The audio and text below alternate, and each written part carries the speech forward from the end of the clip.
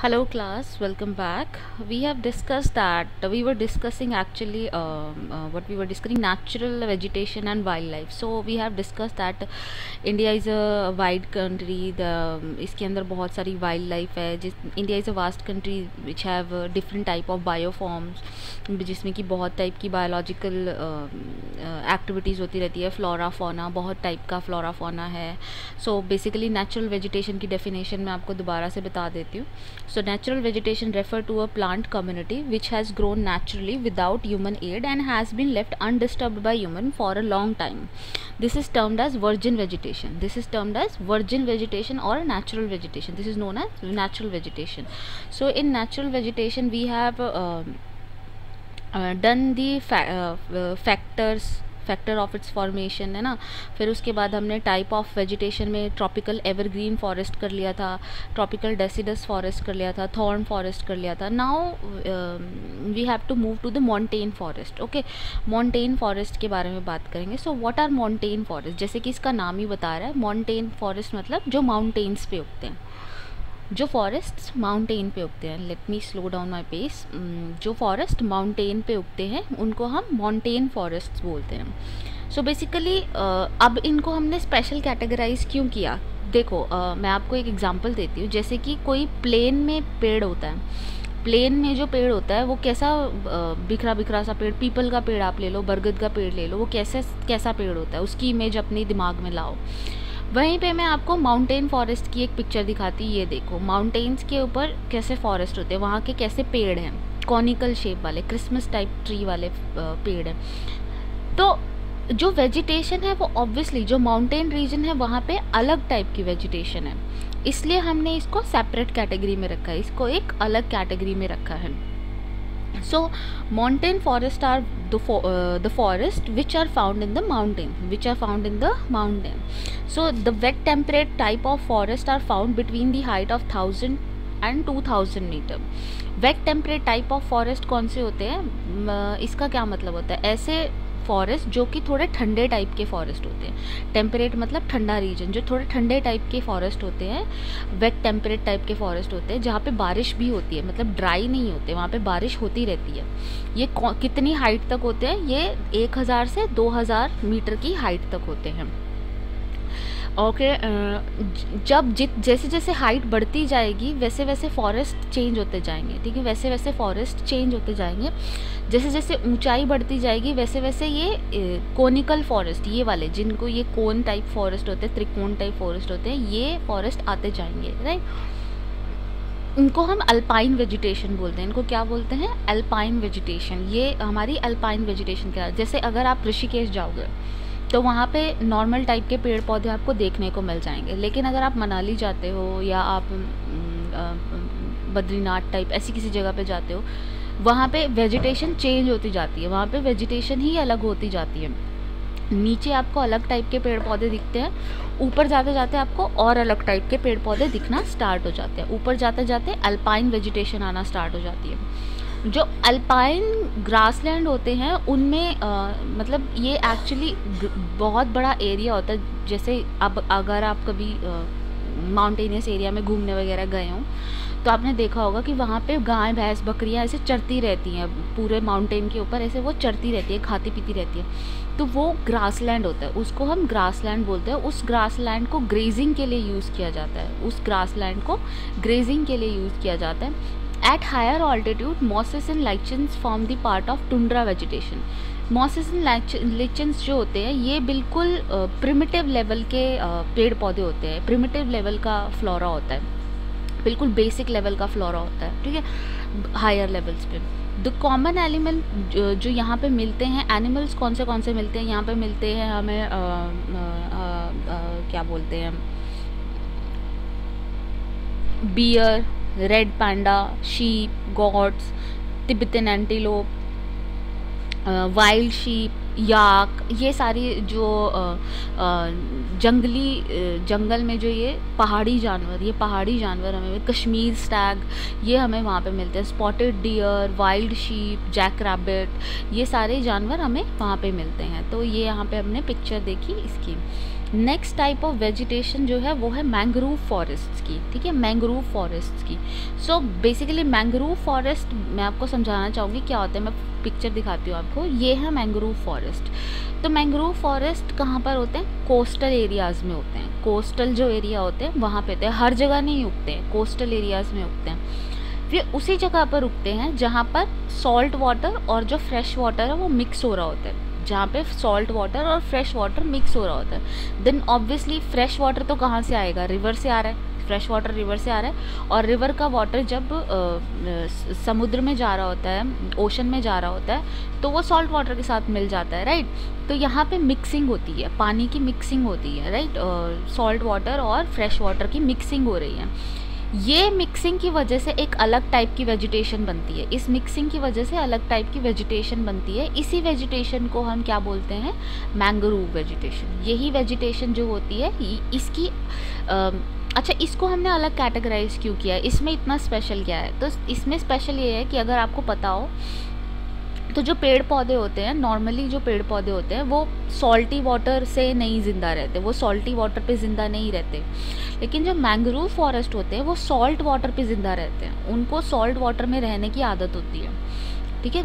इनको salt water में रहने की आदत होती है, तो कि इनका जो रूट है वो हमेशा मतलब सांस लेने के लिए ऊपर की तरफ होता है। जैसे नॉर्मली पेड़ों का रूट नीचे की तरफ होता है, इन पे जो ये झाड़ियाँ सी आपको दिख रही है ये इनके रूट्स हैं जो कि सांस लेने के लिए ऊपर है, एयर लेने के लिए थोड़ा सा ऊपर है। तो ये मैंग्रोव फॉरेस्ट होते हैं। So mangrove trees that live along the coastline rooted in salty sediment often under water. ये जो होते हैं ये सॉल्टी पानी के अंदर जमते हैं, जन्म लेते हैं, सॉल्टी पानी के अंदर ही रहते हैं। The mangrove tidal forest are found in the area of coast influenced by tide. Mud and silt get accumulated on such coast. Dense mangrove are common variety with root of the plant submerged under water. देखो इनके root अंदर पानी के अंदर गए हुए हैं, इनके रूट पानी के अंदर गए हुए हैं। यहाँ पे जो एक स्पेशल टाइप का जो आपने एक सुना होगा सुंदरबन डेल्टा, सुंदरबन डेल्टा। तो सुंदरबन जो डेल्टा है, डेल्टा में क्या होता है? जो फ्रेश वाटर होता है वो सॉल्ट वाटर से मिल रहा होता है, डेल्टा में यही होता है। तो सुंदरबन डेल्टा में क्या है? सुंदरबन डेल्टा में सुंदरी नाम के ट्री हैं, सुंदरी नाम के ट्री हैं।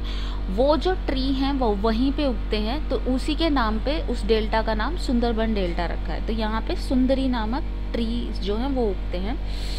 और ये जो ट्री होते हैं ये काफ़ी हार्ड टिम्बर होती है, इसकी जो टिम्बर होती है काफ़ी हार्ड होती है, हार्ड टिम्बर होती है।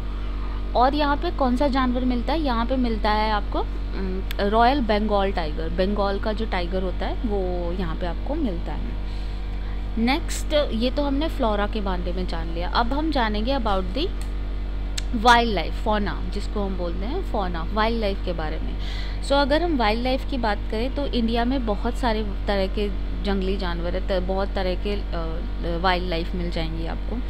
सो जैसे कि एलिफेंट है, सबसे कॉमन आपको दिखी जाते हैं यहाँ वहाँ, असम, कर्नाटका, केरला, इन सब जो साउथ इंडियन रीजन है वहाँ पे तो आपको पक्का पक्का मिल ही जाएंगे। तो जो थोड़ा सा वेट रीजन होता है, हॉट रीजन होता है, हॉट वेट रीजन में आपको एलिफेंट्स मिल जाते हैं। फिर आपको असम में जो वो भी हॉट वेट रीजन है वहाँ पे भी आपको वन हॉर्न राइनोसोरस मिलते हैं, राइनोसोरस जिन्हें बोलते हैं राइनो। तो वन हॉर्न राइनो, एक सींग वाला राइनोसोरस होता है, वो काफ़ी रेयर होता है, ठीक है। और इंडिया में भी वो केवल कहाँ मिलता है? वो केवल असम और वेस्ट बंगाल में मिलता है। उसके बाद एक बहुत ही मतलब एक इंडेंजर्ड स्पीशीज़ जिसको हम बोल सकते हैं, जो मतलब खतरे पे है ख़त्म होने के, एक स्पीशी है जो है वाइल्ड एस, ठीक है। वाइल्ड एस जो है वो कहाँ पे मिलता है? वो मिलता है आपको रण ऑफ कच्छ में मिलता है, मतलब थार डिज़र्ट में मिलता है, जो ये डिज़र्ट वाला एरिया होता है यहाँ पे आपको ये मिलता है। उसके बाद आपको पता है कि लायंस हमारे यहाँ बहुत मिलते हैं, गुजरात में बहुत जो गिर फॉरेस्ट है वो बहुत ही फेमस है लायंस के लिए, तो हमें लायंस बहुत सारे मिल जाते हैं यहाँ पे। इसके अलावा टाइगर्स, हमारे देश में बहुत सारे टाइगर्स हैं। सो जो टाइगर रिजर्व्स हैं हमारे यहाँ वो है मध्य प्रदेश में, वेस्ट बंगाल में, हिमालय रीजन में ये टाइगर्स वगैरह मिल जाते हैं। अच्छा, लद्दाख जैसी जगह जिसमें बिल्कुल जो डेज़र्ट जगह है, जहाँ पे कोई बारिश वारिश वाइल्ड लाइफ ऐसे कुछ पेड़ पौधे नहीं है, वहाँ पे क्या चीज़ मिलती है? वहाँ पे आपको वाइल्ड ऑक्स मिल जाता है, तिब्बतन एंटीलोप मिल जाते हैं, ब्लू शीप मिलती हैं, वाइल्ड शीप मिलती है, वाइल्ड एस मिलता है, तिब्बतन वाइल्ड एस, वो एक अलग टाइप का एस है। तो ये सारी चीज़ें हमें मिल जाती हैं। इसके अलावा जंगली जानवरों के अलावा आपको पानी में रहने वाले जानवर भी मिल जाते हैं, जैसे फ़िश होती हैं अलग अलग टाइप की, टर्टल्स, क्रोकोडाइल, घड़ियाल, जैसे इंडियन मॉनिटर है ना। तो ये सारे जो है ये अलग अलग टाइप के जानवर हमारे यहाँ मिलते हैं। उसके बाद peacock, pheasants, duck, parakeets, cranes, pigeons, ये सारे बर्ड्स हैं जो कि वेटलैंड में रहते हैं, एक कंट्री के वेटलैंड में रह रहे होते हैं। वेटलैंड का मतलब होता है ऐसी जगह जहाँ पर पानी भरा हुआ हो, ऐसी जगह जहाँ पर पानी भरा हो, जिसकी डेप्थ कम से कम 6 इंचेस हो, तो उसको हम वेटलैंड में कैटेगराइज कर देते हैं। अब जो ये वाइल्ड लाइफ या फिर नेचुरल वेजिटेशन है, उसको खतरा क्या क्या है, इसके लिए हम इतने कंसर्न्ड क्यों है? एक्चुअली बहुत खतरा है। सबसे बड़ा खतरा तो ह्यूमन ही है, इंसान ही सबसे बड़ा खतरा है। होता क्या है कि हम अपने फ़ायदे के लिए जानवरों को छोड़ो, हम फॉरेस्ट की अगर मैं बात करूँ तो हम अपने फ़ायदे के लिए फॉरेस्ट को ख़त्म कर देते हैं, राइट। फॉरेस्ट को हम ख़त्म कर देते हैं। अब जंगली जानवर कहाँ जाएंगे? वो तो फिर जंगली जानवर तो फॉरेस्ट पे ही डिपेंडेंट है। अब उन्हें जाने की कोई जगह नहीं है। अगर सोचे जंगली जानवरों को खाने को कुछ ना मिले, उनको रहने को जगह ना मिले, तो वो कैसे रहेंगे? अब आप इंसान हो, आप अपने बारे में सोचिए। अगर आपको खाने को कुछ ना मिले और आपको रहने को जगह ना मिले, तो क्या आप सर्वाइव कर पाओगे? बिल्कुल भी नहीं कर पाओगे, राइट।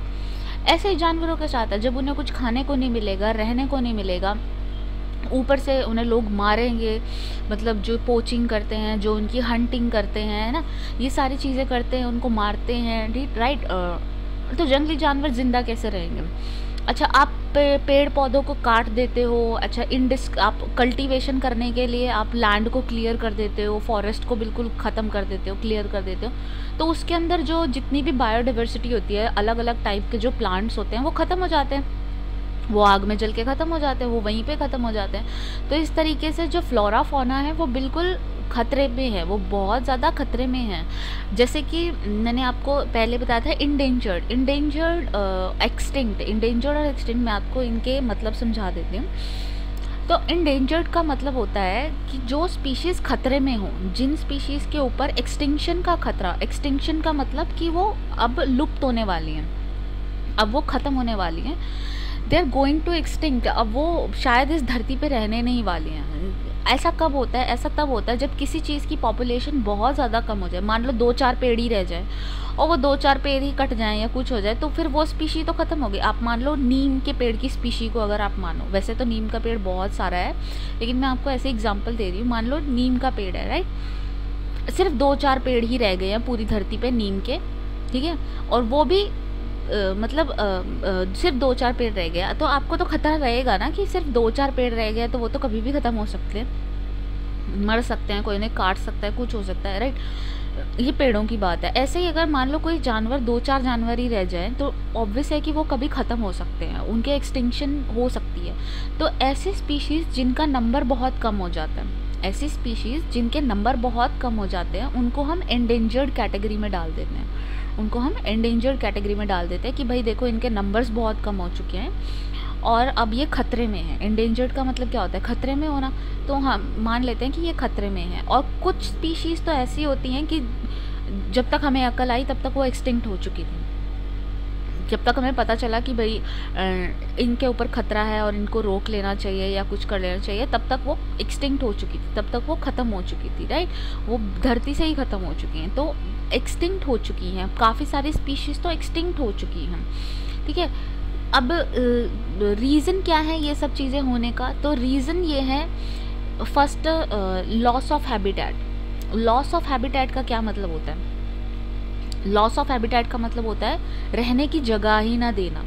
किसी को अगर आप रहने की जगह ही नहीं दोगे तो वो कहाँ रहेगा? वो तो मतलब मर ही जाएगा ना, उसको खाने को कुछ नहीं मिलेगा, रहने की जगह नहीं मिलेगी, तो क्या क्या होगा उसका? लॉस ऑफ हैबिटेट सबसे पहले बात। दूसरा क्लाइमेट चेंज। क्लाइमेट चेंज क्या होता है कि मान लो आपको आप नॉर्मल टेम्परेचर में रह सकते, ना ज़्यादा गर्मी में ना ज़्यादा सर्दी में, राइट। ऐसे ही मैं आपको बिना स्वेटर बिना किसी उसके ऐसे ही हाफ बाजू की शर्ट में आपको छोड़ा हूँ मैं वहाँ पे पोलर रीजन पे, तो क्या आप रह पाओगे? बिल्कुल भी नहीं रह पाओगे। ऑब्वियस है वहाँ पे हमारी जान को खतरा है। इस तरीके से जानवर जो होते हैं वो भी एक पर्टिकुलर जानवर एक पर्टिकुलर एटमॉस्फेयर में ही रह सकता है ना, एक पर्टिकुलर हैबिटेट में ही रह सकता है। हर जानवर हर जगह नहीं रह सकता, राइट। जैसे कैमल है ना, वो डेजर्ट वाली जगहों में मिलता है, राइट। ऐसे हर जगह हर चीज़ नहीं मिलती है। तो जब क्लाइमेट चेंज होता है तो इनके ऊपर असर पड़ता है। तो क्लाइमेट चेंज होता है तो इन चीज़ों के ऊपर भी असर पड़ता है। जैसे कोई पेड़ पौधे होते हैं किसी पर्टिकुलर टेम्परेचर पे ही उगते हैं। अब मान लो टेम्परेचर बढ़ता जा रहा है ग्लोबल वार्मिंग की वजह से, तो टेम्परेचर तो डिस्टर्ब हो गया। अब वो पेड़ पौधे उगना बंद हो जाएंगे। अब वो पेड़ पौधे उगना बंद हो जाएंगे तो वो मर जाएंगे, एक्सटिंक्ट हो जाएंगे। तो इस तरीके से एक्सटिंक्शन का ये एक रीज़न है। फिर लैक ऑफ फूड, इनको फूड नहीं मिल पाता खाने को। फिर पॉल्यूशन, हम इतना पॉल्यूशन कर देते हैं कि जैसे आपको इस पिक्चर में दिख रहा है कि एक डॉल्फिन है और उसके आसपास ये प्लास्टिक पड़ा हुआ है। तो बाय चांस अगर उसने अंदर ले लिया, प्लास्टिक को खा लिया, तो उसके साथ क्या होगा? वो मर जाएगी। ऑब्वियस है, उसके गले में अटक जाएगा और वो मर जाएगी। तो ये पॉल्यूशन, पानी में कुछ ना कुछ छोड़ देना, इंडस्ट्रियल वेस्टेजेस है ना, ये सब चीज़ें छोड़ देना, ये चीज़ें भी प्रॉब्लम क्रिएट करती हैं। तो मेन रीज़न है hunting for commercial purpose, pollution due to chemical and industrial waste, rapidly cutting of the forest for cultivation and habitation. ये सारी जो चीज़ें हैं ये हमारा डिफॉरेस्टेशन का कारण है। अब गवर्नमेंट क्या कर रही है? गवर्नमेंट का ऑब्वियसली अगर जो फॉरेस्ट वगैरह सब ख़त्म हो रहे हैं तो गवर्नमेंट का कुछ रिस्पॉन्सिबिलिटी बनता है। तो गवर्नमेंट क्या कर रही है? तो गवर्नमेंट ने बायोस्फीयर रिजर्व बनाए हुए हैं। तो बायोस्फीयर रिजर्व ऐसी जगह होती है जहाँ पर हंटिंग वगैरह ये सारी एक्टिविटीज़ अलाउड नहीं होती हैं, ठीक है। तो बायोस्फीयर रिजर्व बनाए गए हैं, वहाँ पे जानवरों को प्रोटेक्ट करके रखा जाता है, स्पीशीज़ को प्रोटेक्ट करके रखा जाता है। ओके, अच्छा, फाइनेंशियल असिस्टेंस दी जाती है, पैसे दी जाते हैं। मतलब जैसे कि ज़ू बनाते हो या कुछ नेशनल पार्क या वाइल्ड लाइफ सेंचुरी बनाते हैं तो उसमें पैसे दिए जाते हैं जानवरों की रख रखाव करने के लिए, जानवरों की देखभाल करने के लिए। तो फाइनेंशियल असिस्टेंस मिलती है। उसके अलावा हमने project tiger, project rhino, project elephant, ऐसे कई प्रोजेक्ट चलाए हुए हैं जो कि एक पर्टिकुलर स्पीशीज़ को बचाने के लिए हैं, कि टाइगर बचाओ या राइनोज बचाओ। उस पर्टिकुलर स्पीशीज़ को बचाने के लिए बहुत सारे प्रोजेक्ट्स चलाए हुए हैं। इसके अलावा 103 national parks, 535 wildlife sanctuaries and zoological gardens are set up to take care of the natural heritage. जो ज़ू खुले रहते हैं, आपने चिड़ियाघर सुने होंगे, ज़ू सुने होंगे, तो ये भी क्यों होते हैं? यहाँ पे हम जानवरों को प्रोटेक्ट करके रखते हैं। जो जानवर होते हैं, जैसे कई जानवर अगर उनके ऊपर खतरा है तो उनको जंगल से पकड़ के लाके यहाँ पे प्रोटेक्शन में रखा जाता है। यहाँ पे प्रोटेक्शन में रखा जाता है, ज़ू के अंदर प्रोटेक्शन में रखते हैं ताकि उन जानवरों के ऊपर वो खतरा ना रहे। उनको अच्छे से खाना पिलाया जाता है, खिलाया पिलाया जाता है, उनकी देखभाल करी जाती है ताकि वो ख़त्म ना हो जाए, वो एक्सटिंक्ट ना हो जाए, राइट। तो इस तरीके से। अच्छा, और जूलॉजिकल गार्डन्स में और क्या होता है? जूलॉजिकल गार्डन्स में तरह तरह की रिसर्चेज होती हैं जानवरों के ऊपर कि कैसे बेटर उनको पाला जाए, कैसे उनको अच्छे से रखा जाए। तो ये सारी चीज़ें हमारे सरकार करती है। तो आज के लेक्चर में इतना ही। Thank you so much.